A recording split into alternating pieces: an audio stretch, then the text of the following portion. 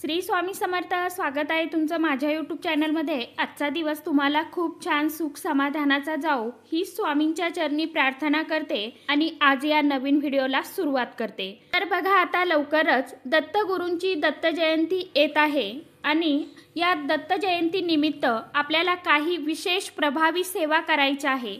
आपल्याला 21 दिवसांची 11 दिवसांची अत्यंत प्रभावी अशा सेवा करायची आहे. परंतु आता प्रत्येकांना स्वामी महाराजांची सेवा करावीशी वाटते, परंतु आपल्याकडे जर का सेवा करायला वेळ मिळत नसेल तर किंवा आपल्या घरामध्ये लहान मुलं असेल, तुम्ही बाहेर जॉब करत असाल किंवा आपला एकत्र खूप मोठा असा परिवार आहे आणि आपल्याला या कामामधून सेवा करण्यासाठी पुरेसा वेळ मिळत नसेल तर काय करावं?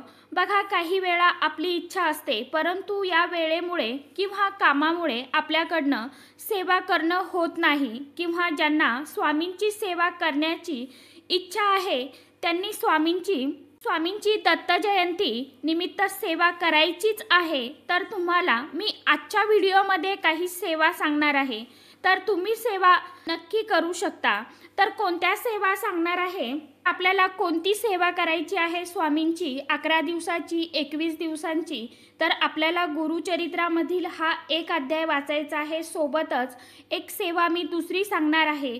तर कोणत्या सेवा कराव्या याविषयीची संपूर्ण माहिती आजच्या या नवीन व्हिडिओमध्ये शेअर करणार आहे. त्यामुळे व्हिडिओ कुठेही स्किप न करता शेवटपर्यंत नक्की बघा. चॅनलवरती तुम्ही जर हा व्हिडिओ पहिल्यांदा बघत असाल तर चॅनलला नक्कीच सबस्क्राईब करा आणि समोरील बेल आयकॉनलाही प्रेस करा.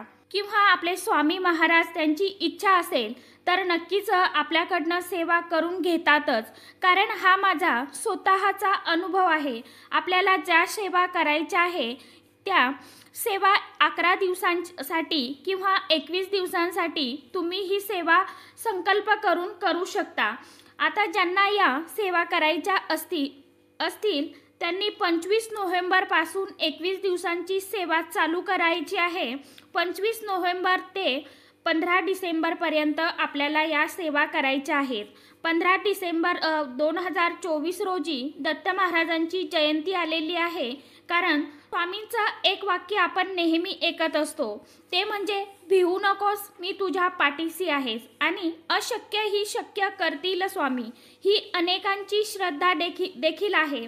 स्वामी महाराज हे कोट्यावधी भाविक भक्तांचे दैवत आहेत आणि दररोज नित्यनेमाने स्वामींची नित्यसेवा, पूजन, प्रार्थना केली जाते घराघरांमध्ये आणि कित्येक घरांमध्ये स्वामी चरित्र, गुरुचरित्राची पारायणे देखील केली जातात. तसेच कित्येक जण स्वामींच्या दरबारी म्हणजेच अक्कलकोटला जाऊन स्वामींचं दर्शन, आशीर्वाद घेऊन येतात आणि आपल्या आयुष्यामध्ये जर दुःख, संकटे, समस्या, अडचणी असेल तर स्वामींना मनापासून शुद्ध अंतकरणाने हाक मारा. स्वामी त्यांच्या भक्तांच्या हाकेला लगेच धावून येतात आणि आपल्याला त्या संकटापासून सोडवून मुक्त करतात. असे कित्येक भक्तांचे अनुभव देखील आहेत, कारण स्वामींना मनापासून मारलेल्या हाकेचा स्वामी नक्कीच स्वीकार करतात आणि भक्तांच्या मनातील सर्व इच्छा, आकांक्षा पूर्ण करतात आणि भक्तांच्या पाठीशी कोणत्याही संकटामध्ये अगदी ठामपणे उभे राहतात आणि म्हणतात, बाळा भिवू नकोस, मी तुझ्या पाठीशी आहेच, याचा प्रत्यक्ष आपल्याला अनुभवही देतात. आणि कित्येक जणांना या सेवेचा अनुभव देखील आलेला आहे. आणि तुम्हाला जर हा अनुभव घ्यायचाच असेल तर तुम्हीही स्वामींची मनापासून दत्त जयंतीपर्यंत सेवा नक्कीच करून बघा. कारण आयुष्य म्हटल्यानंतर आपल्याला अडचणींचा सामना तर करावाच लागतोच, कष्ट, मेहनत करावीच लागते, कित्येक समस्यांना तोंड द्यावं लागतं.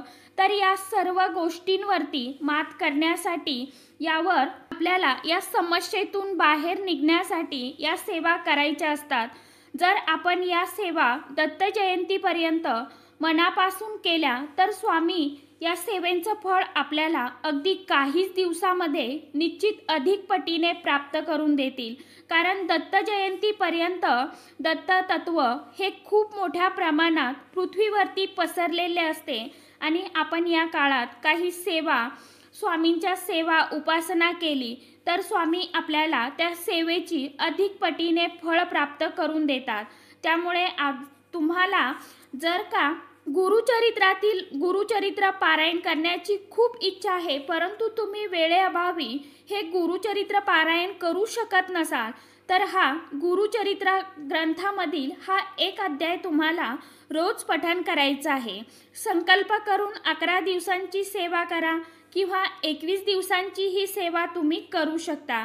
तर तुम्हाला गुरुचरित्र ग्रंथामधील 9वा अध्याय पठण करायचा आहे, करू शकता।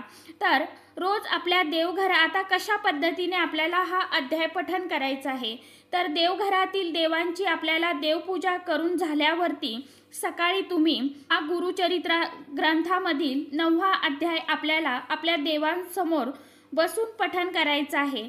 अध्याय पठण करताना आपल्याला खाली बसण्यासाठी आसनावर लागणार आहे, आसनावरती बसायचं आहे।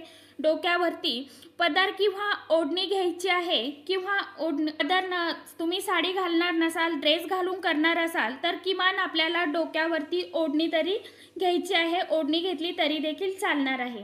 त्यानंतर देवासमोर आपल्याला दिवा धूप पूर्ण आपला हा अध्याय वाचन होईपर्यंत चालू राहील याची आपल्याला काळजी घ्यायची आहे। त्यानंतर आपल्याला आता सर्वात प्रथम धूप दिवा लावून घेतला, त्यानंतर स्वामींना प्रार्थना करायची आहे। त्यानंतर आपल्याला एक वेळा स्वामी स्तवन म्हणायचं आहे। तर स्वामी स्तवन हे स्वामींच्या नित्यसेवा पुस्तकामध्ये दिलेलं आहे। त्या पुस्तकामध्ये मधील तुम्हाला एक वेळा स्वामी स्तवन पठण करायचं आहे। त्यानंतर स्वामी महाराजांच्या मंत्राची एक माळ तुम्हाला करायची आहे। श्री स्वामी समर्थ या मंत्राची एक माळ आपल्याला करून घ्यायची। त्यानंतर या 9व्या अध्यायाला आपल्याला सुरुवात करायची आहे। परंतु पहिल्या दिवशी तुम्हाला संकल्प करायचा आहे, तुम्ही किती दिवस सेवा करणार आहे, जसं की 11 दिवसांची, 21 दिवसांची, किंवा तुम्ही जर तुमच्या मनातील एखादी इच्छा पूर्ण होण्यासाठी ही सेवा करत असाल तर तुमच्या मनातील इच्छा तुम्ही जेव्हा संकल्प करणार आहे तेव्हाच तुम्हाला संकल्प करताना आपल्या मनातील इच्छा देखील सांगायची आहे, बोलायची आहे। आणि पहिल्याच दिवशी तुम्हाला हा संकल्प सोडायचा आहे। तर संकल्प सोडत असताना मी यथाशक्तीने ही सेवा करत आहे असं बोलायचं आहे। अखंड हा शब्द आपण अजिबात वापरायचा नाही, कारण आता एखाद्या वेळेस भलाई आपण कुठे गावी गेलो तर आपल्याकडनं गॅप पडू शकतो किंवा सेवा चुकू शकते किंवा मध्येच आता काही अडचणी येतात तर आपल्या त्या सेवेमध्ये खंड पडतो। म्हणून आपल्याला अखंड शब्दाचा वापर करायचा नाही, तर यथाशक्ती बोलायचं आहे। तुमच्याकडनं होईल तेवढी स्वामींना विनंती करायची आहे की मी माझ्याकडनं होईल तेवढी सेवा करत आहे, फक्त तुम्हाला 11 दिवसाची किंवा 21 दिवसाची किंवा 7 दिवसाची, 5 दिवसाची होईल तेवढी सेवा करण्याचा प्रयत्न करा। मी यथाशक्तीने ही सेवा करत आहे असं तुम्हाला बोलायचं आहे। अखंड हा शब्द तुम्ही अजिबात बोलायचा नाही। आता सेवा करत असताना जर मध्येच पिरियड आला तर तुम्हाला काय करायचं आहे, 5 दिवसांचा आपल्याला गॅप टाकायचा आहे आणि सेवा 6व्या दिवसापासून आपल्याला परत चालू करायची आहे। आता मध्ये जर सुतक आलं तर सेवा आपल्याला स्किप करायची आहे, सेवा आपल्याला करता येणार नाही।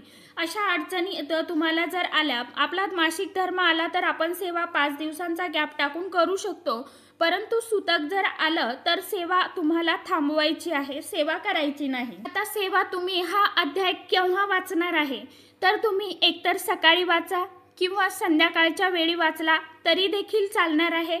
फक्त आपल्याला दुपारी 12 ते 12:30 या वेळेमध्ये आपल्याला या 9व्या अध्यायाचं पठण करायचं नाही, कारण 12 ते 12:30 ही वेळ दत्त महाराजांच्या भिक्षेची असते। त्यामुळे आपल्याला कोणतीही स्वामींची सेवा करायची नाही। तर अशा पद्धतीने तुम्हाला या 9व्या अध्यायाचं पठण करायचं आहे। त्यानंतर आपला 9वा अध्याय वाचून झाल्यावरती आता तुम्हाला एक श्लोक सांगणार आहे गुरुचरित्रामधलाच, तर तो श्लोक देखील आपल्याला आपला 9वा अध्याय वाचून झाल्यावरती म्हणायचा आहे। तर बघा, तो श्लोक असा आहे, मला शक्य झालं तर स्क्रीनवरती लावेल किंवा तुम्ही व्हिडिओ पॉज करत एका कागदावरती लिहून घ्या। तर बघा, दत्ताचा अवतार हा कलियुगी श्रीपाद पीठापुरी, त्यामागे दुसरा नृसिंह सरस्वती, कारंज ग्रामांतरी तीर्थे हिंडत पातला, भिल्लवती चिये संगमा, तेथुनी मठ गाणगापुरी, वसे वारी दिनांच्या श्रमा. तुम्हाला हा श्लोक 1 वेळा, 11 वेळा, 21 वेळा तुम्हाला हा श्लोक आपला अध्याय वाचून झाल्यावरती पठण करायचं आहे. श्लोक परत एकदा सांगते, परत एकदा ऐका. दत्तांचा अवतार हा कलियुगी श्रीपाद पीठापुरी, त्यामागे दुसरा नृसिंह सरस्वती, कारंज ग्रामांतरी तीर्थे हिंडत पातला, भिल्लवातीचे या संगमा, तेथुनी मठ गाणगापुरी, वसेवारी दिनांच्या श्रमा. हा तुम्हाला श्लोक जो आहे गुरुचरित्रामधील तो श्लोक तुम्हाला 1 वेळा तरी आपला अध्याय वाचून झाल्यावरती पठण करायचं आहे. तर अशा प्रकारे तुम्हाला हा गुरुचरित्रा ग्रंथामधील हा एक महत्त्वाचा अध्याय पठण करायचा आहे. ज्यांना काही नाहीच झालं पठण करणं शक्य, सेवा करणं, तर त्यांनी किमान हा जो श्लोक आहे तर तो 11 वेळा, 21 वेळा रोज पठण करण्याचा प्रयत्न करा आणि एक स्वामींची एक माळ तरी आवर्जून करत जावा. तर आजच्या व्हिडिओमध्ये इतकीच माहिती होती. कशी वाटली नक्की सांगा. व्हिडिओ आवडला तर चॅनलला लाईक, शेअर, सबस्क्राईब जरूर करा. परत भेटूया नवीन माहितीसोबत, नवीन व्हिडिओसोबत. तोपर्यंत सर्व माझ्या यूट्यूब परिवाराला श्री स्वामी समर्थ.